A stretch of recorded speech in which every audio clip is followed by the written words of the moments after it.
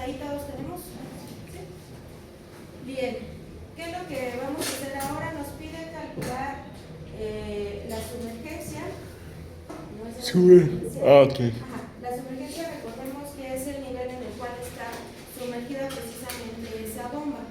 Aquí no, tomando como nota o como recordatorio, nos vuelven a mencionar el nivel medio del intervalo disparado. Ya lo calculamos al inicio, ya no es necesario que lo calculen, solamente para considerar ese dato.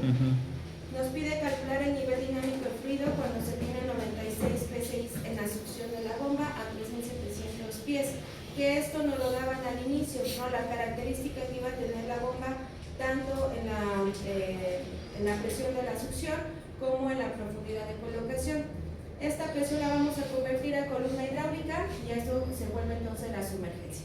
Nos traemos el dato de la presión de succión, este valor que es el que lo hace en términos de gradiente a columna, y la densidad relativa de la mezcla, como este valor. Entonces, hacemos nuestra división y multiplicación, a ver cuánto les da.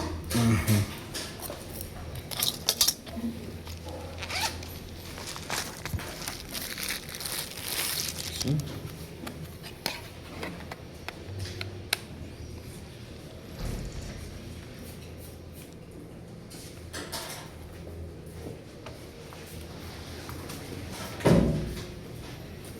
$229.18. Ándale. Ya se disipó esta madre.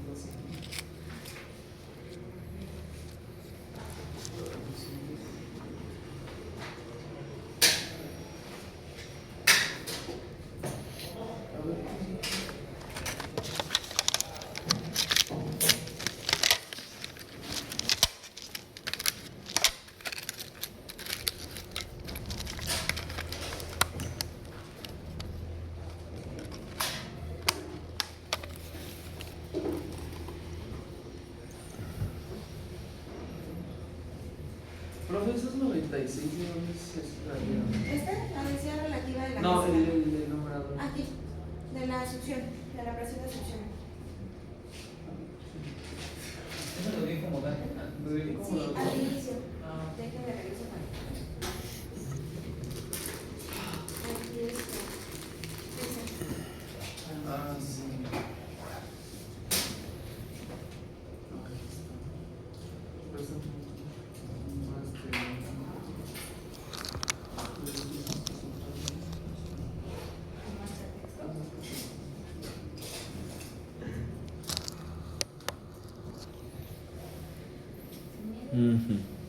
Sí, entonces con este valor de sumergencia se lo vamos a restar a la profundidad de la colocación de la bomba y eso lo vamos a denominar elevación neta.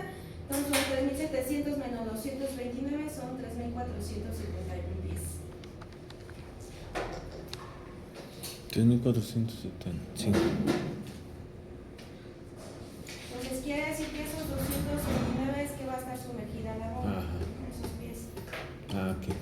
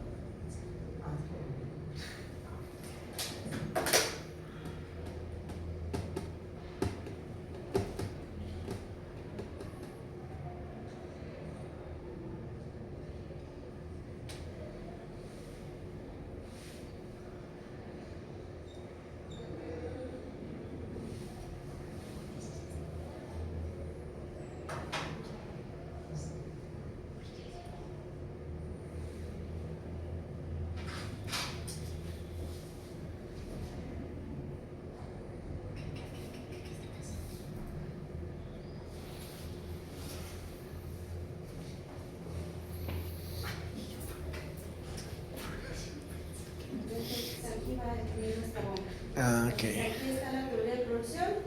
No nos dice que nuestro nivel de producción o el intervalo de productor está en 4153. La bomba nos dice que la bomba está colocada a 3700 pies aquí, no en esta profundidad máxima que alcanza la bomba. Los 229 que son esta diferencia es lo que está sumergido. Sí. Por eso la elevación neta entonces son 352. Ah, ok. Ajá. ¿Vamos hasta aquí? Sí.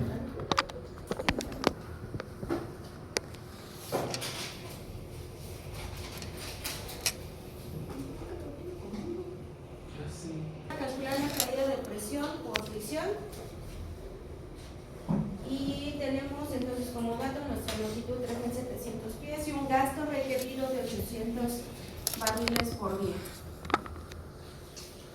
Dice en la figura que vemos a la derecha, considerando nuestra TP que nos dieron de dato de 2-3 octavos de pulgada, vamos a determinar entonces el factor de las pérdidas por fricción. Salud. Entonces vamos a entrar, recordemos aquí, en el eje de las X con el valor de los 800 barriles por día. Se entra en este ciclo, ¿no? Que son 100, 200, 300, 400, 500, 600, 700, 800, más o menos por aquí. Y vamos a tocar la línea diagonal de 2-3 octavos de pulgada. Chocamos, leemos hacia la izquierda, está un poquito más abajo del 20, entonces como 18. Sería 18 nuestro valor, 18 por cada 1000 pies de profundidad, 18 por cada 1000 pies de profundidad. Y eso lo vamos a multiplicar precisamente por la profundidad de colocación de nuestra bomba, que son 3700, y nos da un valor de 66 pies. Esa va a ser la diferencia que tenemos por la fricción.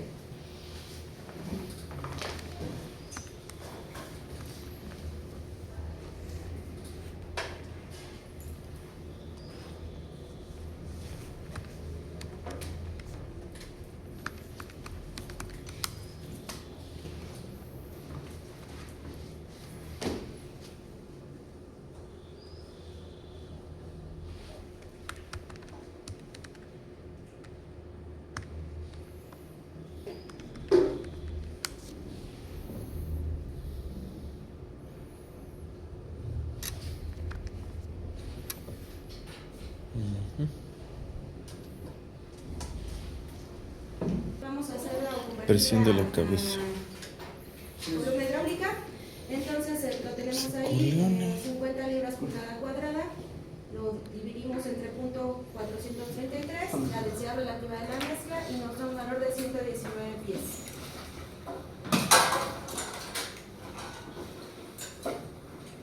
Ajá.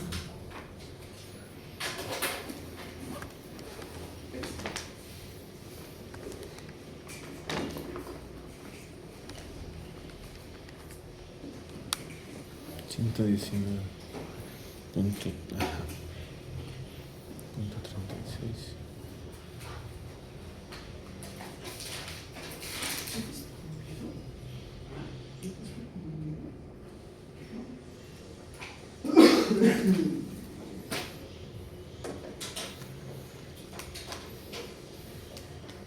Así podemos calcular la carga dinámica total, que es la elevación neta más la caída de presión por fricción en la ATP, más la presión de la columna, de la cabeza, perdón, todos en términos de columna, y nos da entonces una carga de 3664 pies.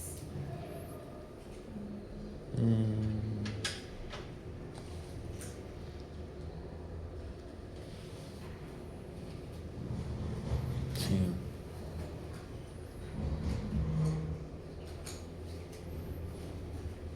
¿Sí?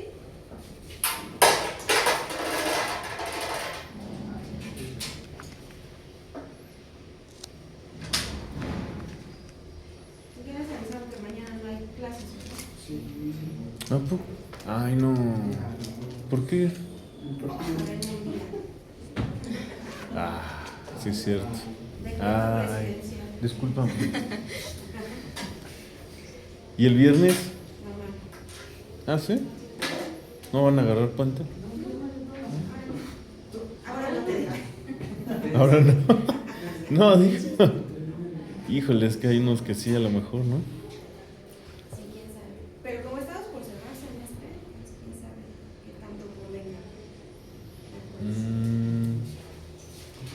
¿Cuándo acaba el semestre? En 2 semanas. ¿En 2 semanas ya termina?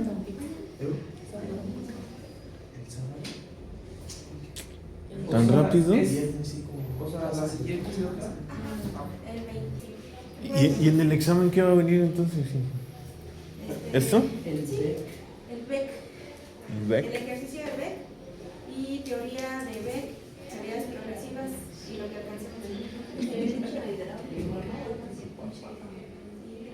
No, el hidráulico lo vimos en el parcial pasado. Ujú. Sí, ahorita nada más es electrocentrífugo, capitales e híbridos. Sí. Ok. Empezaba con H. Era lo de... ¿Va con eso? Entonces, hasta donde alcancemos. Bueno, entonces vamos ahora a seleccionar el tipo y tamaño de bomba. Como les decía, aquí ya depende de otras características. Vamos a tomar en cuenta el diámetro de la TR, que es de 5,5 pulgadas, y nuestro gasto requerido de 800 barriles por día. Entramos al prontuario, nos traemos nuestra gráfica y esta es la que elegimos. ¿Sale? Entonces aquí está la TR de 5,5 pulgadas de diámetro externo. Tenemos que es de 100 etapas, ¿no? Que es la otra parte que tenemos que observar.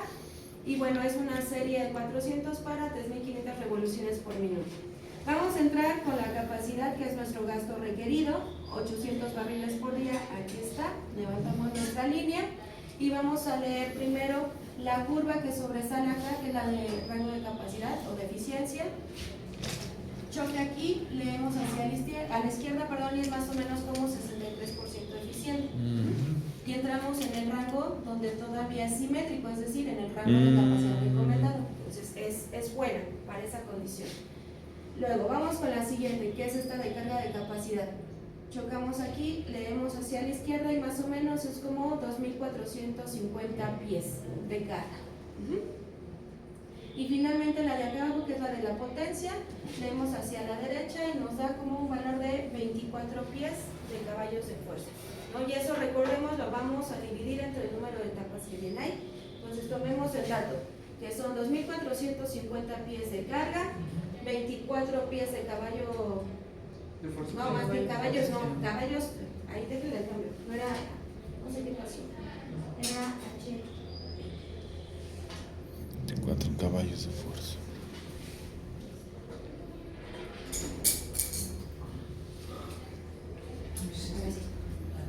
HP y los 63% de eficiencia.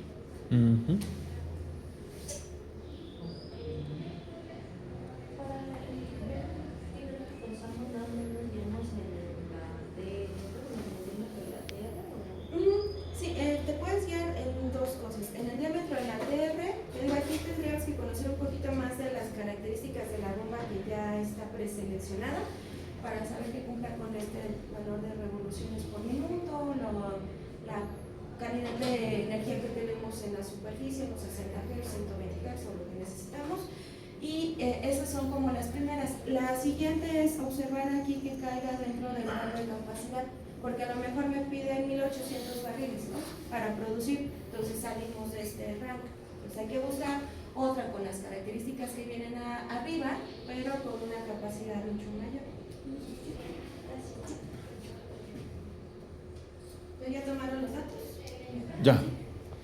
Nos vamos con la primera, vamos a determinar el número de etapas necesarias para el gasto de 800 barriles por día, según la curva que vimos.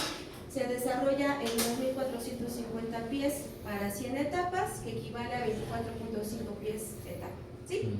El valor que tenemos acá de la carga. Entonces eso, vamos a sacar nuestro número de etapas total con base en la carga dinámica total, que eran los 3.664, entre nuestro valor 24.5, y eso nos da un valor de 149.55 redondeando, porque no podemos tener medias etapas. Entonces son 150 etapas las que va a tener nuestra bomba, o las que requerimos para llevar esa capacidad de producción.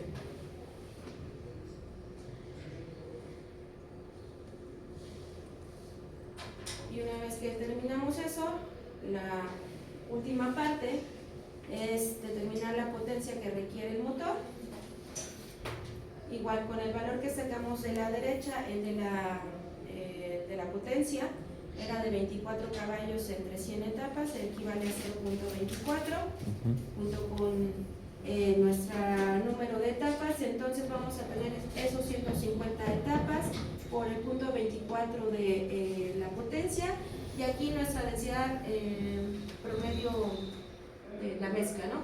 Entonces 0.96, y nuestro valor entonces de potencia es de 34.56, igual redondeando puede ser 35 caballos de fuerza.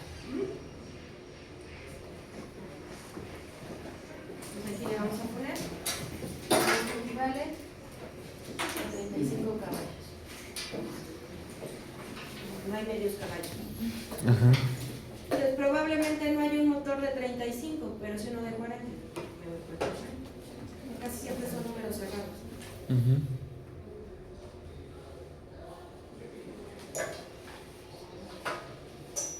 Okay.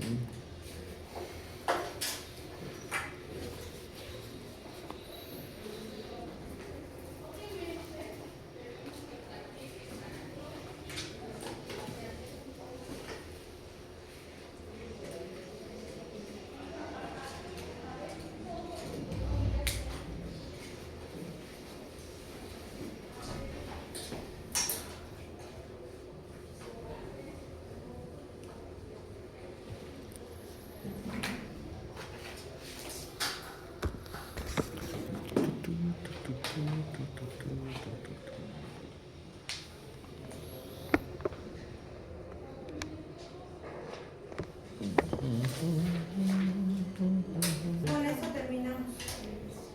Oh, Este sencillo. Este ya lo tiene. no está tan difícil. ¿Ya está en Classroom? Sí, sí. Ah, ok. Sí, es el que va bien. No, nos vamos por el que está más sencillo, ¿no? Porque está más fácil esta metodología que la que vimos en la primera presentación. Está como muy revuelto. Sí, entonces nos vamos por este. Okay. Les decía, lo único que puede cambiar, en el otro nos pedían determinar el gasto, no el gasto a una condición de presión de fondos fluyendo. Y en este nos están pidiendo determinar la presión de fondos fluyendo para un gasto requerido.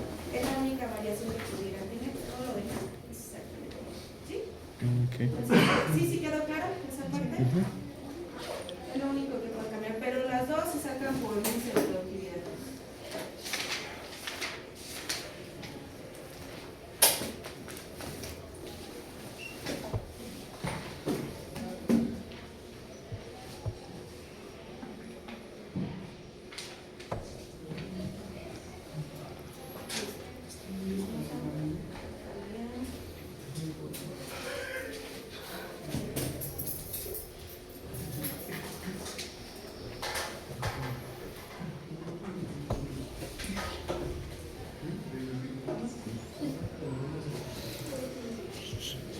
George. Vamos a comenzar con un nuevo tema, que les decía es el sistema de valor de calidades progresivas.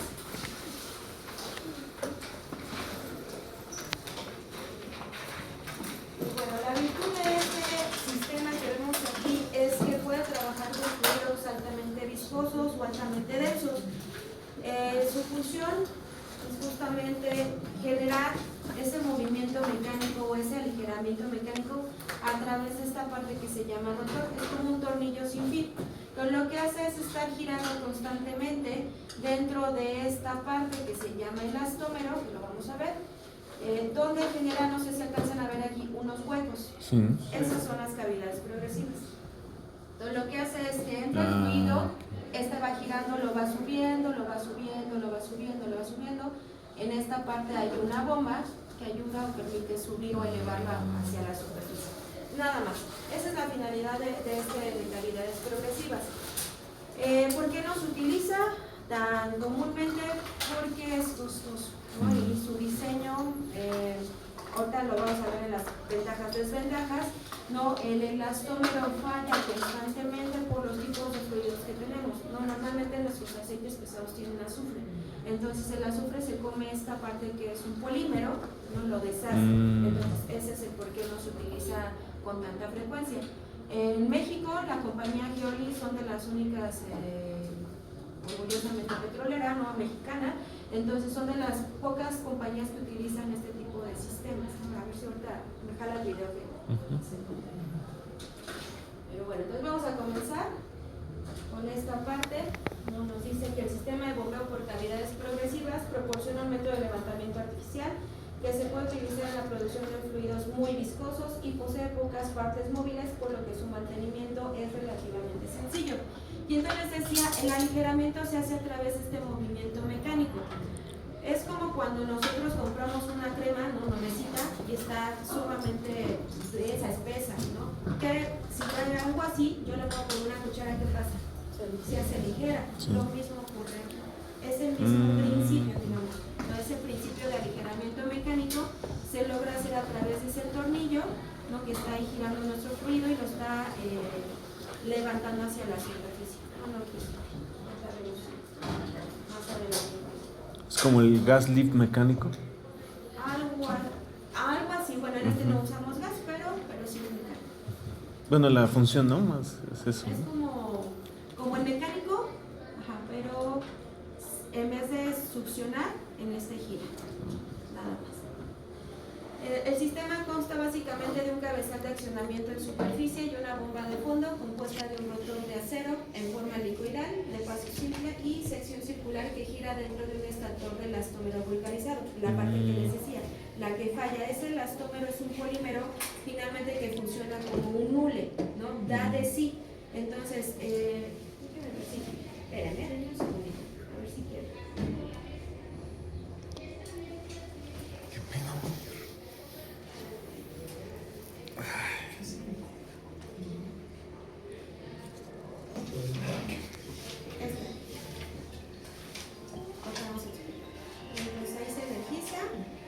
La parte que va a ir colocada hacia la bomba que está interna.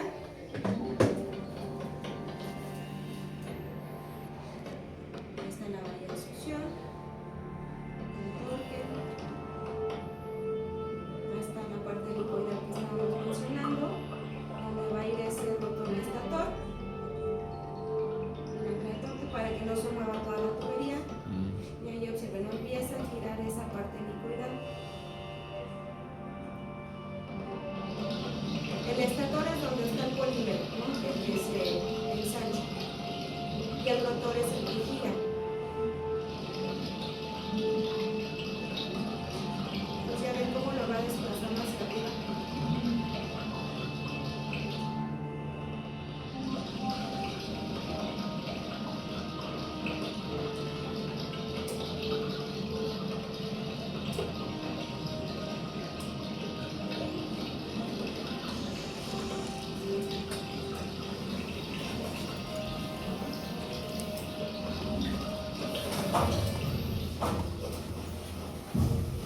¿Sí queda un poquito más claro?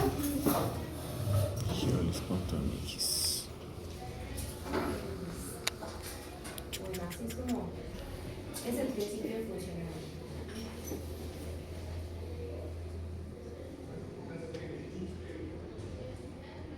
No quiso poner pero bueno, tápalo.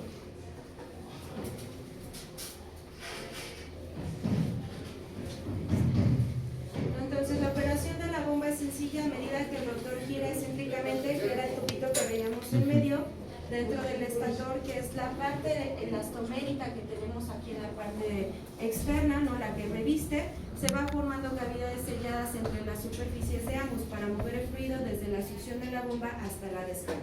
Y era lo que veíamos que iba subiendo ahí el fluido. Entonces, si girara al revés, lo bajaría, ¿no? Exactamente. Entonces, en la parte de abajo normalmente hay sellos para que ese fluido, si en algún momento deja de girar, no se regrese.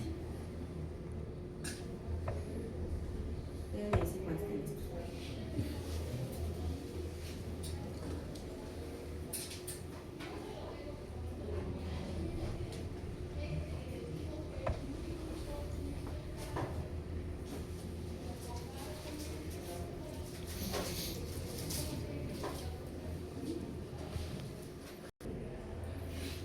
Entonces vamos a ver ahora las ventajas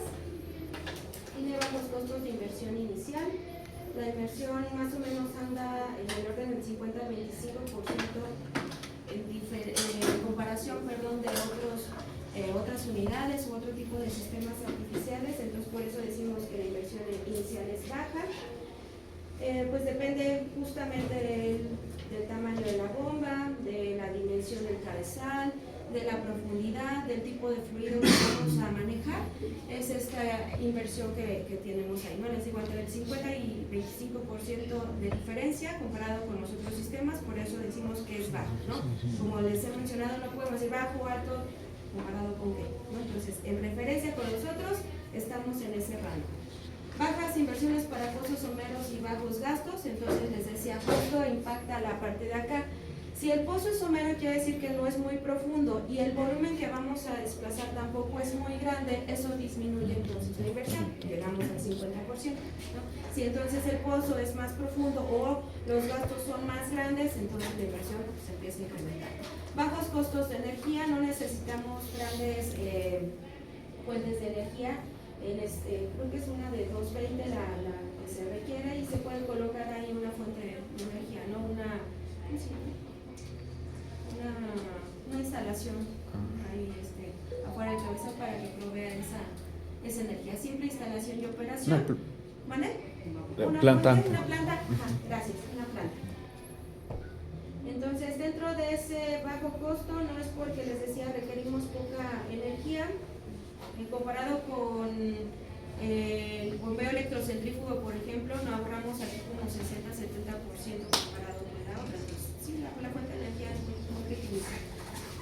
Simple instalación y operación. Los cabezales solamente requieren en la parte de arriba un módulo donde tengan el engrane, que es el que va a arrancar, donde veíamos energizaba, empezaba como a girar una banda y eso energizaba el torque y toda la varilla. Entonces en el cabezal la verdad es que los módulos son muy pequeñitos y si tú te acercas tienes que ver una parte redonda, una parte donde va el motor, donde está el engrane y nada más, no se ve otra cosa, son muy chiquitos. Entonces su instalación es muy simple. Bajo mantenimiento, excelente, una eficiencia hidráulica del 50 al 70%, entonces la condición de recuperaciones son buenas, ¿no? Y nos dice que alcanzan hasta el 70%, excelente para manejar arena, dado que es una condición mecánica, no hay problema en que pueda llevarse todo ese fluido, pero sí hay un desgaste importante, ¿no? Entonces hay que tener también la precaución que en esa condición de flujo que está pasando por el tornillo o por este rotor, tenga la menor cantidad de arena posible. Finalmente un arrastre de finos causa fricción y esa fricción pues o rompe el elastómero o rompe el rotor, ¿vale? Entonces sí la maneja, pero no lo más recomendable. Opera en pozos con aceite viscosos, que les digo es el virtud principal de este sistema. Habilidad para tolerar altos porcentajes de gas libre, no se bloquea, dado que no es una bomba, no puede seguir circulando. Entonces a eso se refiere. Muy buena resistencia a la abrasión. Les digo, si maneja arena, entonces la abrasión también la maneja, pero igual tiene sus límites. Equipos de superficie de pequeñas dimensiones y de bajo nivel de riego, les decía, no son muy robustos, son muy chicos. Por ahí sale una foto para que ustedes lo observen. ¿Y entonces qué es lo que lo hace para? El elastómero y el fluido que estamos produciendo. Como estamos hablando de fluidos viscosos, llega a la superficie y en la superficie cambia la temperatura. Entonces lo que ganamos dentro del movimiento que dijimos, ¿no? El movimiento mecánico se vuelve viscosa, ¿no? Digamos. Se vuelve viscosa en la superficie y entonces hay que tratarlo en la superficie para poderlo trasladar o transportar o lo que se le tenga que hacer. Ahí es donde se vuelve cosas. Sí. El sistema per se no, pero sí el trabajo del fluido.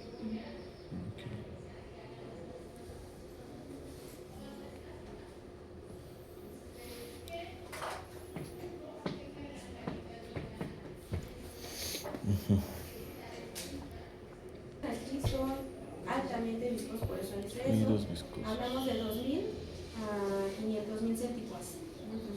Súper viscosos. Entonces aquí si lo quieren poner, pues 500,000.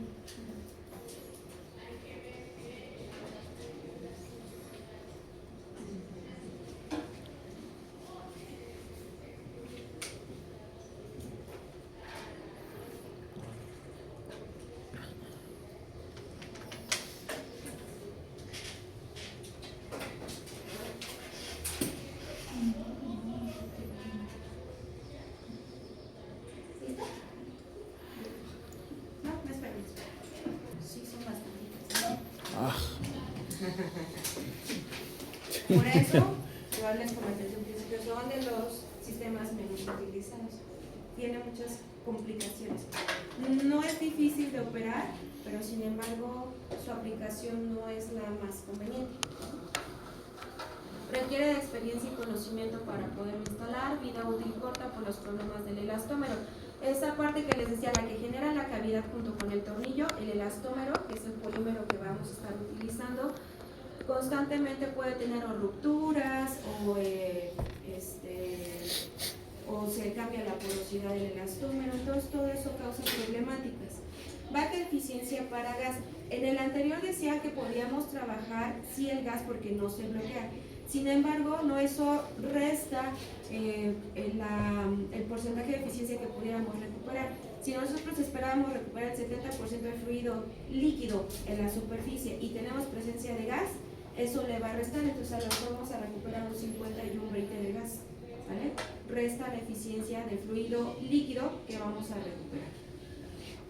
Limitaciones en la capacidad de desplazamiento y levantamiento de la bomba, ¿no? Debido a las viscosidades, la compatibilidad de los elastómeros con ciertos fluidos producidos. Yo hace un momento les decía, algunos o la mayoría de los fluidos viscosos que tenemos presentes normalmente tienen azufre. Entonces, si eso se combina con algún fluido líquido o tiene presencia de agua, pues imagínense el ácido que vamos a causar ahí. Y si ese se presenta, pues el elastómero se empieza como a corroer o consumir, ¿no? Se hace como chicloso. Y entonces eso baja la eficiencia, disminuye la compatibilidad y hay que buscar entonces un polímero que se adecue a esa condición de fluido producido. Capacidad de desplazamiento real de hasta 20.000 barriles por día o 320 metros cúbicos por día, si hablamos de líquido y de gas. Capacidad de elevación real de hasta 6.000 pies o el equivalente a 1.850 metros.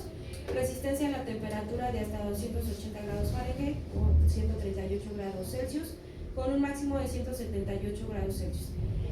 La temperatura también juega un papel importante. ¿Qué es lo que le pasa a las gomas cuando las calientan?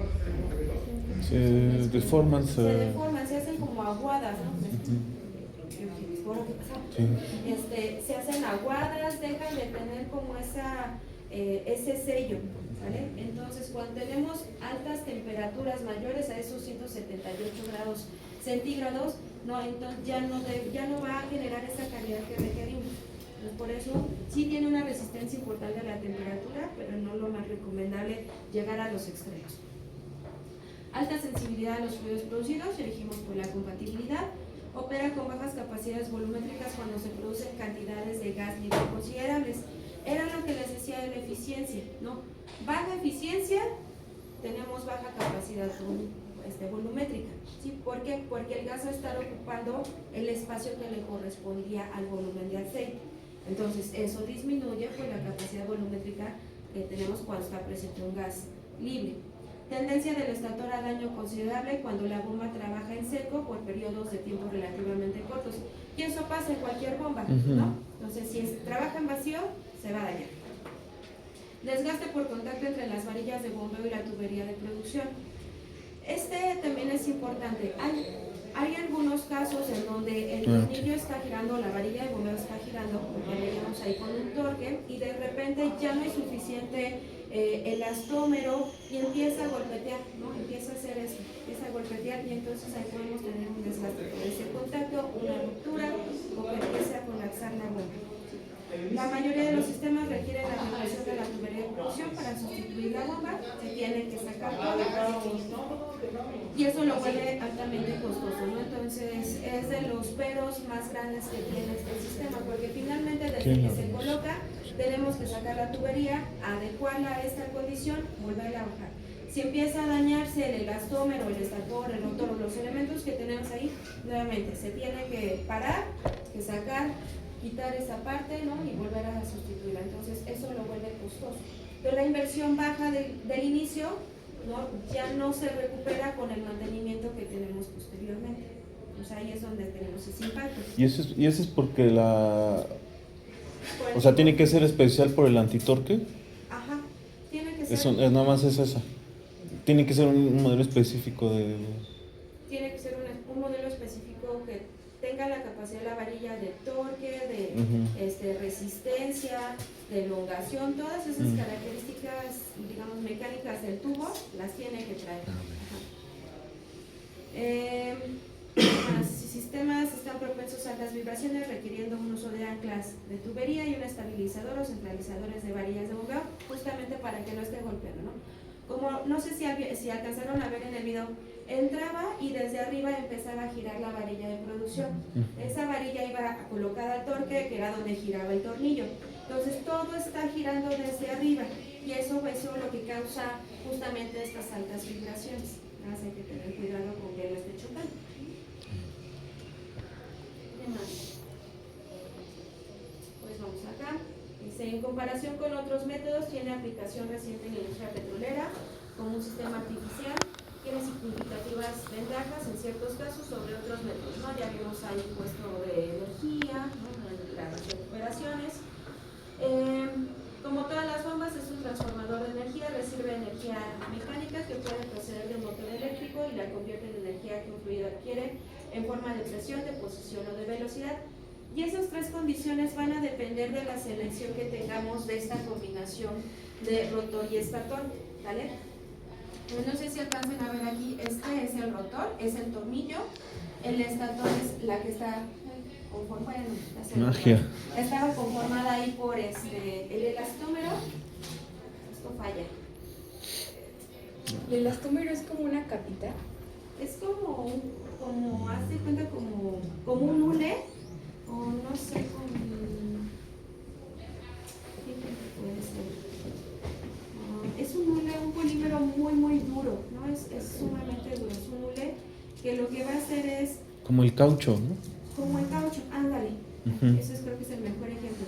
Entonces está en una posición, pasa el tornillo, ¿no? Y genera sello. Cuando este gira, va a producir el hueco.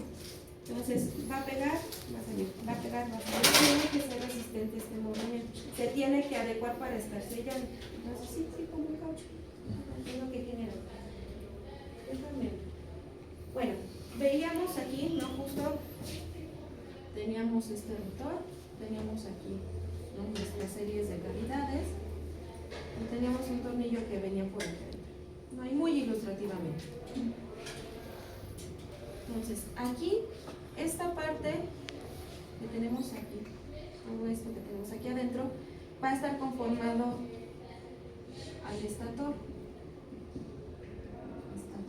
Y está compuesto por el elastómero. Y este es el rotor. Entonces nos dice que aquí tenemos una forma en la que adquiere presión, posición o velocidad. Cuando nosotros alteramos la velocidad, alteramos la presión. ¿Se acuerdan de ese modelo? ¿No? Entonces, si nosotros estamos jugando con áreas en las cuales disminuyo la velocidad, aumento presión, eso también en ese principio se muestra aquí. A lo mejor no es tan evidente, pero lo que hacemos, aquí está generándonos este hueco, ¿vale? Ahí está generando este hueco.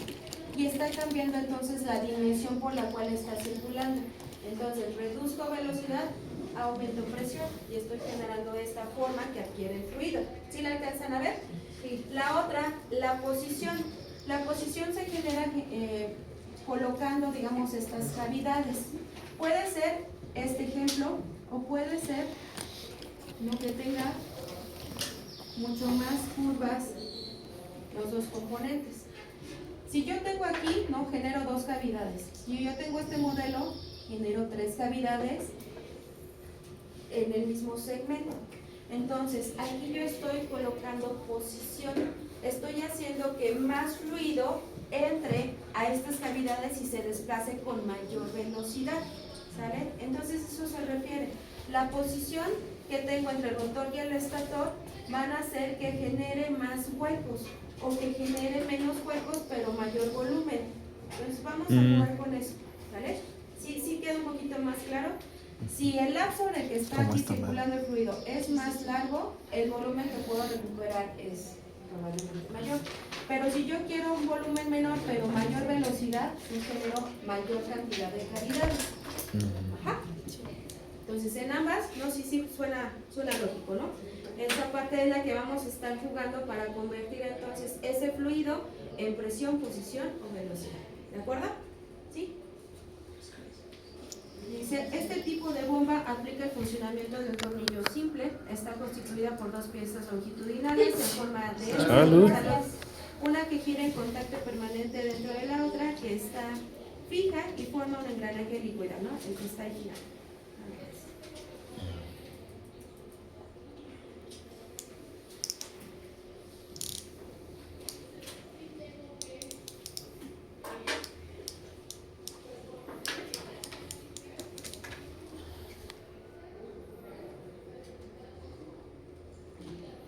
Sí.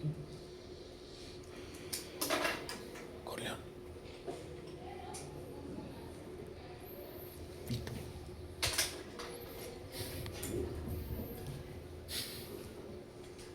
¿Tienes hueva? ¿Tienes hueva? ¿Tienes hueva? ¿Tienes hueva?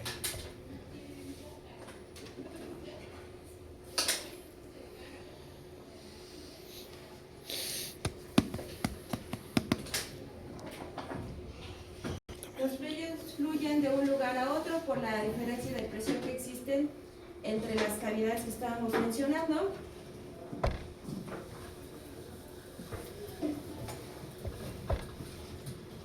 Fluyen de un lugar a otro de mayor presión hacia otro de menor presión, ¿no? Entonces siempre es el principio que hemos seguido, ¿no? Siempre vamos de un punto de mayor presión a uno de menor presión porque es donde tenemos menor resistencia. El sistema de bombeo de cavidades consiste en elevar los fluidos dentro de los pozos hasta la superficie, incrementando su presión por medio de la cavidad progresiva. Esta está compuesta por dos piezas fundamentales, el rotor y el estator, y es como muy repetitivo, ¿no? Entonces aquí justo lo que yo les comentaba, aquí vemos esa bomba completa, donde tenemos la parte de afuera es el estator, la parte de adentro es el rotor. Entonces, este elastómero, justo les digo, va a tender como a regresar a su posición original, porque finalmente cuando está pasando aquí, tiene que generar un sello, ¿sale? Cuando cambia de posición, ¿no?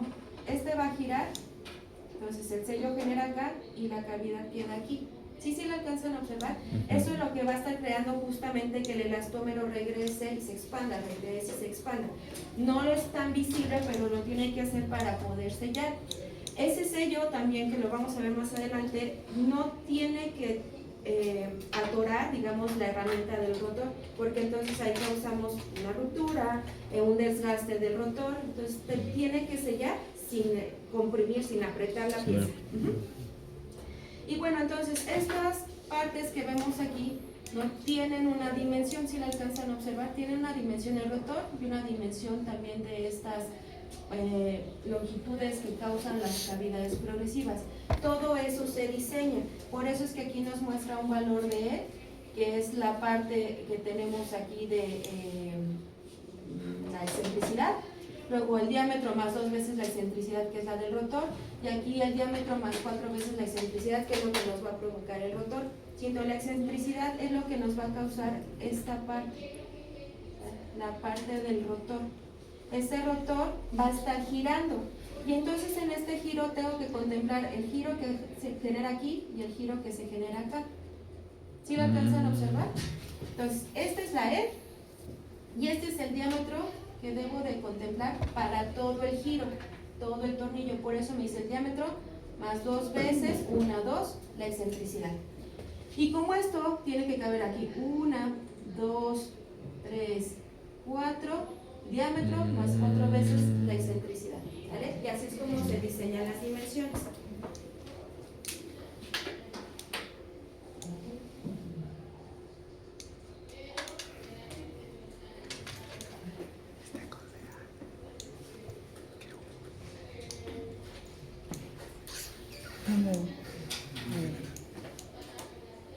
Así que un poquito más, ¿no? ¿Entendible? Sí. Ahí venía el videito, pero... Sí, va a ver.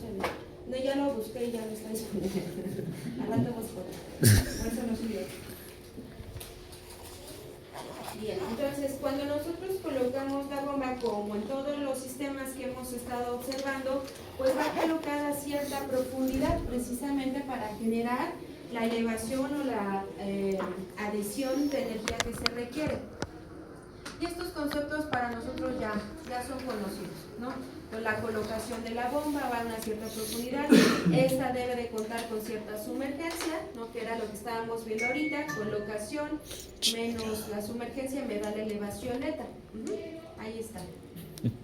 Entonces todo esto va a ir dentro de la tubería de producción y en esta profundidad donde va a empezar a generarse el movimiento, aquí lo vemos, vamos a tener esa adición de energía. Si yo lo traslado aquí a la gráfica de presión versus profundidad y sigo con la dinámica que teníamos anteriormente a la instalación del sistema, entonces vengo aquí, presión estática, no cambia profundidad, continúa presión de fondo fluyendo, voy subiendo hacia la cabeza y si yo continúo su camino, no alcanzo a llegar hasta la superficie. Razón por la cual no veo la cantidad de fluido, que es este nivel dinámico, hasta dónde está llegando la columna del suministro de hidrocarburo que está entrando aquí, llega hasta esta profundidad, coloco entonces por debajo de esa columna o de ese nivel mi bomba y entonces aquí es cuando observo justamente, estoy adicionando esa energía a través de movimiento mecánico, estoy aligerando, ¿no? Que dijimos, movimiento mecánico, aligero, ahí como el de la crema, aligero, suministré energía a través de ese movimiento y entonces esta adición la podemos observar aquí, llegando hasta la cabeza. ¿Vale? Y ahí está, ese va a ser mi nuevo indicador.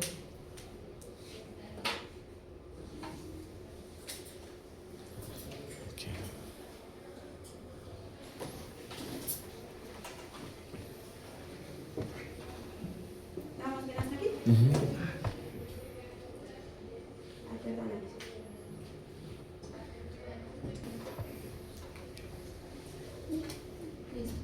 Entonces, bueno, esto es como muy repetitivo, les digo, los textos son muy repetitivos, lo que nos funciona aquí son las imágenes.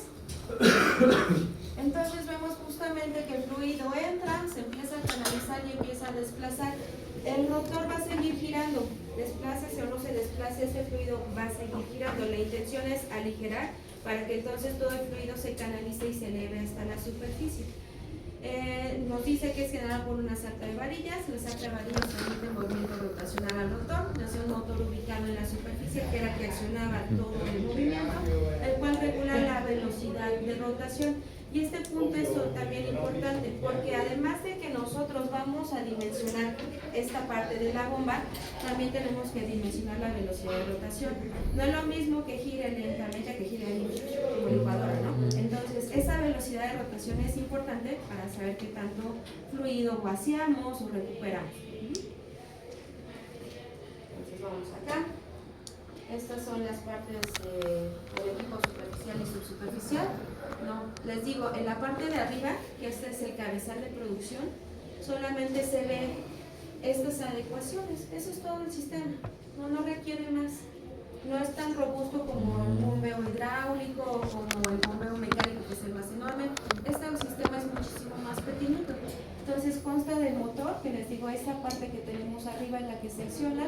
En la parte de acá arriba son correas o bandas, que es la transmisión de esas correas.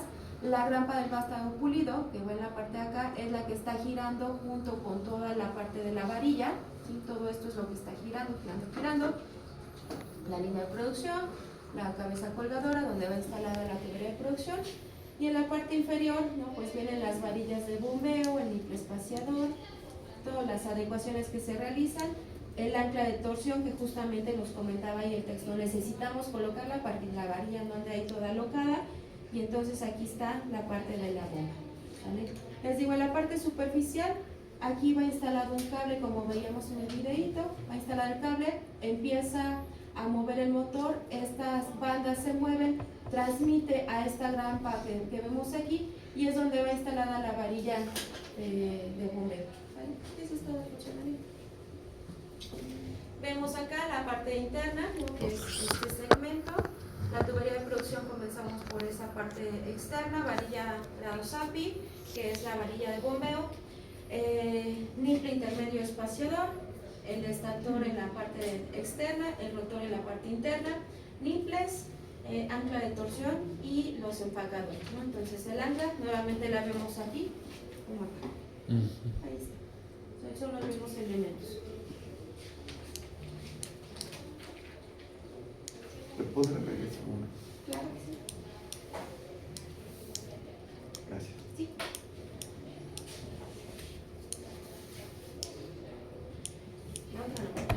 Pregunta de examen.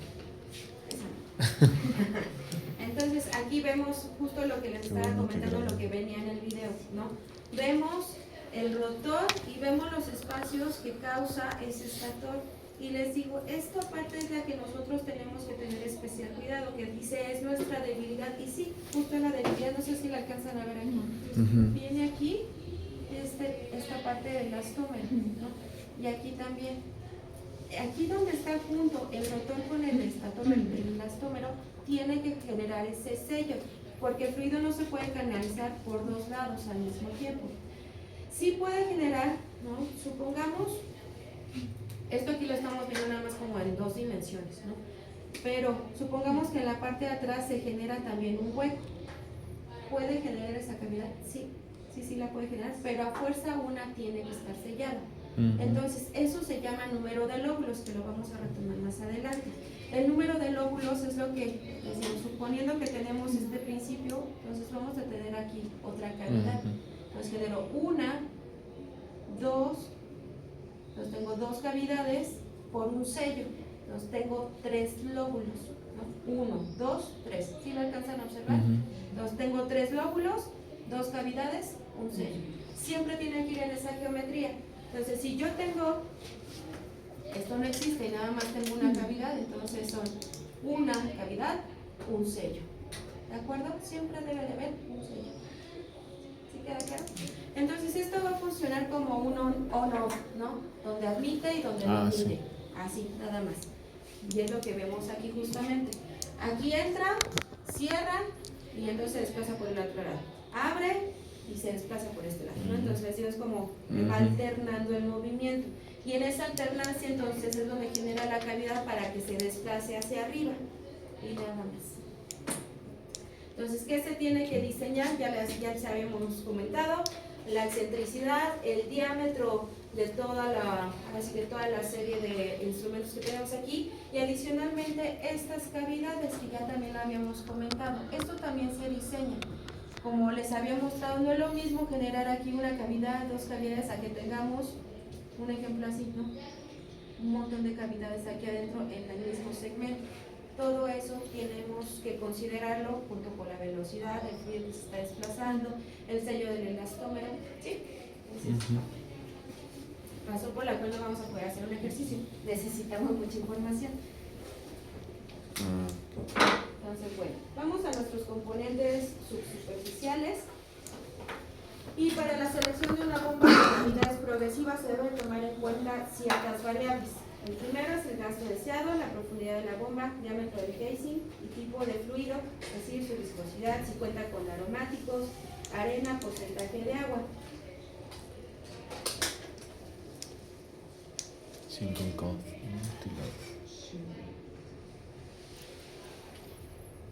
Al tener esa información, ¿no? Con esas combinaciones posibles, se determina entonces la geometría, los lóbulos que les comentaba, ¿no? Esa geometría, número de etapas, las veces de las crestas y valles que tenemos generando las cavidades. Esas son las número de etapas. El diámetro del tubing y las varillas de bombeo y el tipo de elastómero dependiendo del fluido. Entonces, esas son como variables primarias a considerar dependiendo de la información que tenemos aquí arriba.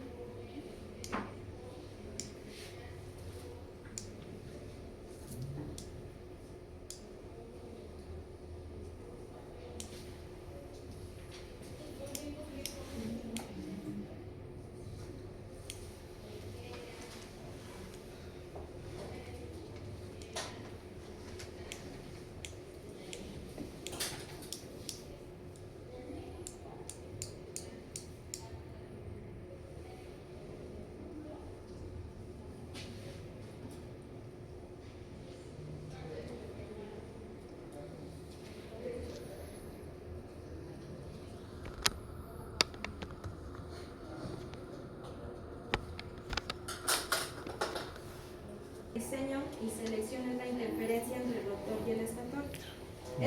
Habla del ajuste que se hace entre el rotor y el estator justamente. Esta interferencia es lo que causa para poder hacer el sello.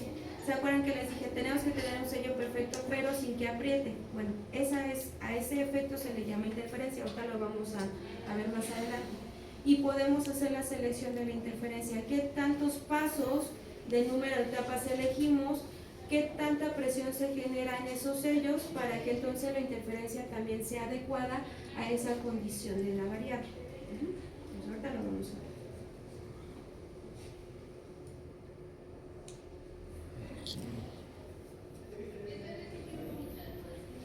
Entonces, este último es de suma importancia porque esto nos determina a mejorar la vida útil de nuestro sistema o recortarla, no acortar esa vida útil.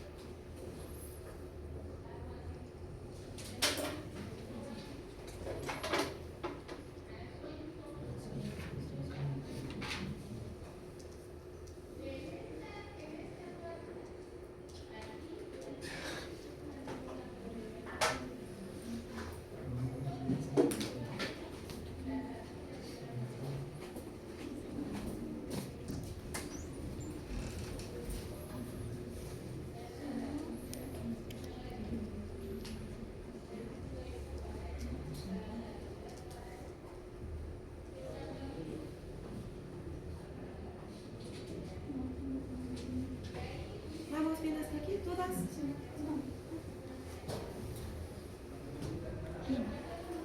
¿Listas?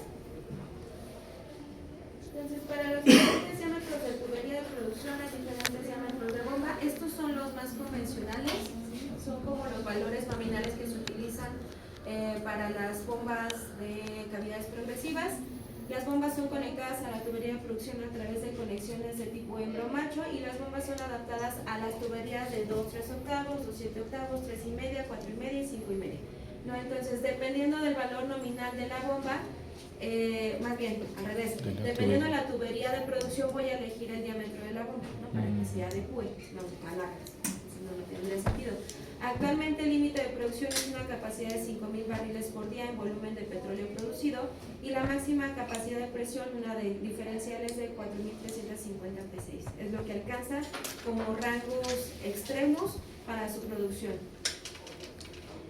Cada fabricante define sus tipos de bombas y estos se seleccionan de acuerdo a la terminación del fondo y perfil del pozo, datos del yacimiento, que siempre debemos de tomar en cuenta nuestro análisis PVT, vamos a decir cómo se configura el fluido en función de la presión y la temperatura.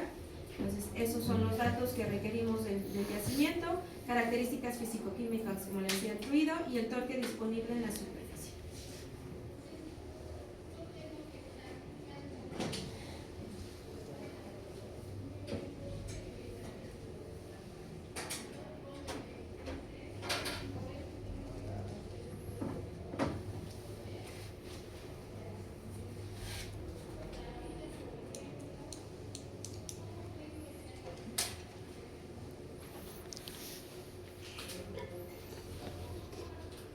Continuando con la selección de la bomba, dice, para la aplicación del tipo de bombas de sugiero también debemos de tomar en cuenta diámetro de la TR, diámetro externo de la bomba, diámetro de la tubería, lugar o localización del pozo, ya que para instalaciones puesta afuera se deberá tomar mayores precauciones para no ocasionar daños ecológicos.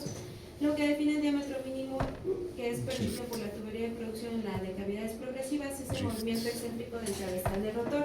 Entonces, ¿se acuerdan de la excentricidad? Que dijimos es el diámetro más 2 veces la excentricidad y todo eso.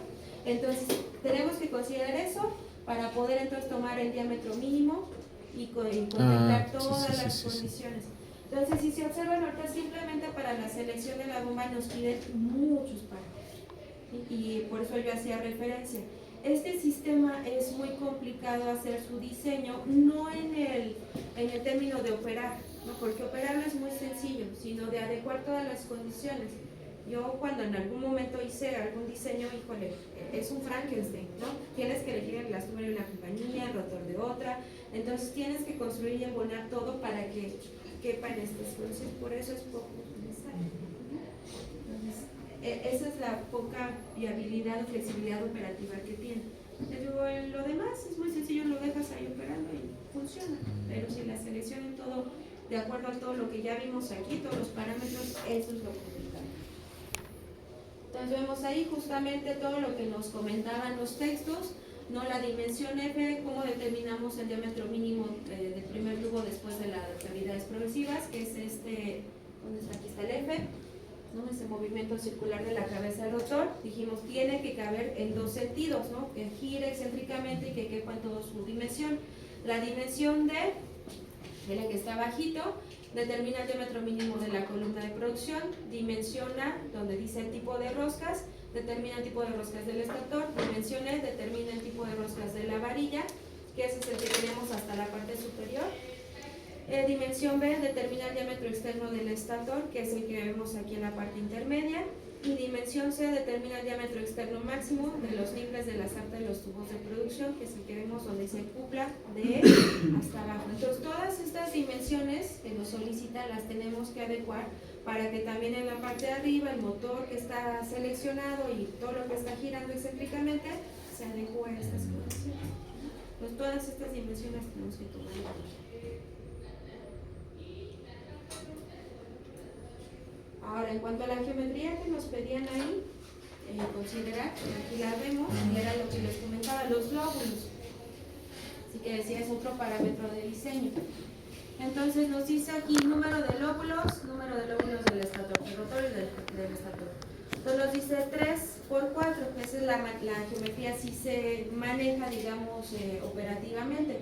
Entonces si nos dice que tenemos una geometría de 3 por 4, quiere decir que tenemos 4 lóbulos, ¿vale?, disponibles del estator por 3 lóbulos del rotor. Y les dije, siempre necesitamos tener un sello, ¿no? Aquí está. Entonces yo tengo 1, 2, 3 disponibles, un sello, ¿de acuerdo? Ahí lo alcanzan a ver, creo que un poquito mejor. En esta geometría simple, que es 1 por 2, el sello está aquí, ¿vale?, y el lóbulo está acá. Cuando esto se va hacia la derecha, entonces el lóbulo vacío, digamos, se libera aquí, y el del sello acá, ¿sí? Y aquí vemos otros ejemplos, ¿no? Los multilóbulos. El de 2 por 3, entonces tengo 1, 2, 3, 1 cerrado, 2 abiertos. Y el del ejemplo lo que nos ponían ahí, el 3 por 4. Entonces puede ir en eso, pero siempre debe de haber un sello, ¿vale? Los huecos que ustedes, bueno, suena feo, pero los huecos que se quieran generar, o las cavidades que se quieran generar, pero siempre tiene que haber un sello para que se desplace entonces el fluido. Entonces así, las más comunes son estas de 3 por 4 y la de 1 por 2.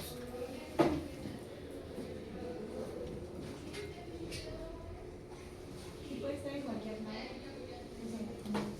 Ajá, sí, como lo veíamos, ¿no? Aquí, por ejemplo, ¿no?, en el que habíamos visto en el ejercicio o en las imágenes, es muy parecido a este. Y yo les dije, ponemos el poder uno atrás, ¿no?, que no lo podemos visualizar, era como en este ejercicio. Tenemos uno de frente, uno atrás, uno al lado, uno a la derecha y uno a la izquierda. Entonces sí pueden ir a cualquier lado.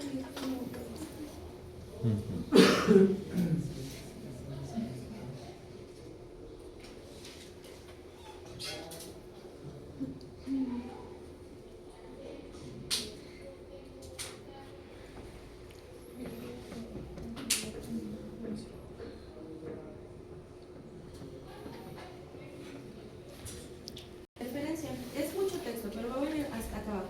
¿Vale? Entonces aquí nos explica un poquito de lo que son las etapas y cómo está funcionando el rotor y el estator, que ya lo hemos estado mencionando, pero aquí yo quería que llegáramos a este punto de interferencia, que les digo, es el sello que estamos creando.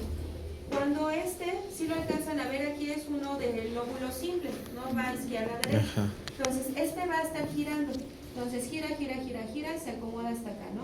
Se abre y luego gira, gira, gira y se acomoda hasta la derecha. Tiene que hacer el sello en ambos lados. El chiste es de que el fluido de aquí no pase hacia la derecha, o hacia la izquierda. Pero en este girar, aquí o en alguno de los extremos, ocurre esto. Está sellando de más y entonces ahí está causando una gran interferencia. Sí, genera el sello, pero también a lo largo va a haber un desgaste. Va a desgastar el elastómero y va a desgastar el rotor. Entonces el sello tiene que caber sin que esto, no sé si alcancen a ver, como que levanta, ¿no? Tiene que pasar sin rozar, nada más sellar. Entonces ese es el otro punto que nos decía en el diseño que necesitamos considerar para que no causemos ese efecto de interferencia grave.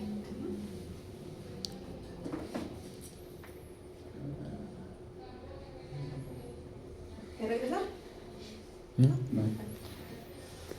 Y bueno, aquí igual las distintas geometrías, les digo, se vuelve un poquito repetitivo de repente, nos vamos a ir más rápido. La distribución de efectos es dada por la cantidad de veces que la línea de sello se repite y define el número de etapas de la bomba.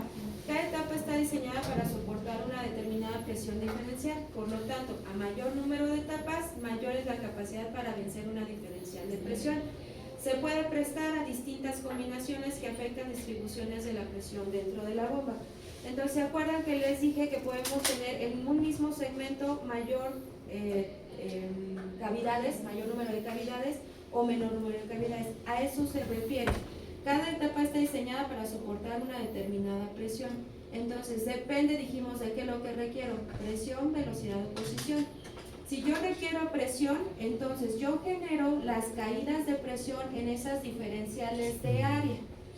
Y que lo que requiero aumentar una mayor presión, entonces coloco pocas cantidades de huecos para que tenga pocas diferencias de áreas. Si yo lo que requiero es aumentar la velocidad, entonces requiero un número mayor de etapas, pero entonces ya no le estoy dando preferencia a la presión, sino a la velocidad. Sí queda como un poquito más, es un poco complicado explicarlo, pero bueno, hacemos lo posible. Entonces aquí está, justo lo que nos decía. Tenemos dos, aquí hay diferentes ejemplos donde tenemos esta interferencia y el número de etapas que están generando esas eficiencias o diferencias de la bomba. Entonces nos dice, es la interferencia entre rotor y estator es la diferencia entre el diámetro externo de la sección del rotor y el menor diámetro del estator, necesaria para generar presión diferencial entre cavidades que requiere un sellado hermético entre el rotor y el estator. Esta característica más importante a determinar para obtener una larga vida útil una vez dimensionado el equipo de bombeo de cavidades. Cuando tenemos una baja interferencia, que así se denomina, disminuye la eficiencia de la bomba porque no hay un buen sello. Y una alta interferencia, hay una pronta ruptura por histéresis, que era lo que veíamos ahí. Hay una ruptura por un desgaste. Entonces, el punto medio es el que nosotros necesitamos encontrar. Una interferencia intermedia donde tengamos buena eficiencia y no haya pronta ruptura. ¿De acuerdo? Entonces hay que estar en eso. Este es un ejemplo, nos dice igualdad de interferencia a distinto número de etapas. Estamos generando buena interferencia, una interferencia intermedia, pero creando diferentes condiciones de presión. Alcanzan a ver este segmento y vienen aquí números 0, 35, 70, 105. Lo que generan aquí son diferencias de presiones que nos menciona aquí. Tengo 0 en la primera entrada, genero 35 de P6 de diferencia, luego le sumo 35, son 70, 35, 105. No estoy generando la misma caída de presión, ¿no? Y se va sumando. Al final yo voy a tener 105 de presión diferente a la entrada. ¿Y yo qué creé? Entonces una diferencial de presión de 105 PSI para que alcancemos a llegar a la superficie. ¿Sí lo alcanzan a ver? ¿Sí? En la parte de abajo nos dice la diferencial de presión por etapa es la misma. Lo que va a cambiar es el número de etapas. Yo aquí nada más requiero 105, acá requiero 206. Entonces aumenta el número de etapas. 1, 2, 3, 4, 5, 6, 7. Son 3 etapas más para lograr entonces alcanzar esa diferencial de presión que requiero a la salida de la bomba y llegar hasta la superficie. Entonces, es la misma diferencial por etapas, no esos 35 que veíamos ahí, lo que cambió es el número de etapas, se incrementó porque requiero mayor diferencial de presión para desplazar el fluido. ¿Sí se acuerdan de las diferenciales de presión? A mayor diferencial de presión, volumen de recuperación mayor. Claro, ahí, entonces ya tenemos esa correspondencia. En la primera el volumen que yo requiero no es tan grande, por eso mi diferencia se queda limitada. En la segunda, probablemente el volumen que requiero desplazar es mayor y por eso necesito generar una caída de presión mayor comparada con la entrada. Vamos al siguiente ejemplo, donde vemos, dice, el número igual de etapas, ¿no? Son las mismas etapas, distinta interferencia. La interferencia es el sello que se está produciendo. Entonces, aquí donde tengo menor interferencia, se alcanzan a observar, no tengo 35, 70, 105. Y en la de abajo, 70, 140, 210. ¿Qué es lo que está generando? Mayor caída de presión entre cada etapa. Entonces, el sello que estamos ahí, si tiene mayor eficiencia, podemos alcanzar caídas de presión mayores. Pero si esa eficiencia baja porque tiene menor interferencia, entonces va a caer también esa energía que tenemos disponible. ¿Sí la alcanzan a ver? Entonces, el sello aquí no es tan bueno y tenemos menor interferencia, baja eficiencia. Si el mayor interferencia me ayuda a tener una mejor eficiencia de la bomba, está generando mayores caídas de presión. Y tenemos mismo número de etapas. Entonces, ahorita que preguntaban, ¿qué es lo que se diseña? Se diseña todo con todo, ¿no? Necesito conocer el volumen, la diferencial que se requiere de entrada con respecto a la salida, el sello que se está produciendo, el tipo de interferencia, el tipo de elastómero, entonces todo se tiene que contemplar. ¿Dudas? ¿No? Le vamos a dejar hasta aquí, porque todavía seguimos con la parte de todo el equipo especial, pero bueno, para ya no alargar. Ya en 5 minutos les llega la presentación, está programada para las 10 y ya para que la vayan repasando. Mañana no nos vamos a ver por el decreto presidencial. Entonces, mañana no hay clases, nos vemos el próximo miércoles, pero sí necesito que terminen de leerla para irnos un poquito más rápido, ¿de acuerdo?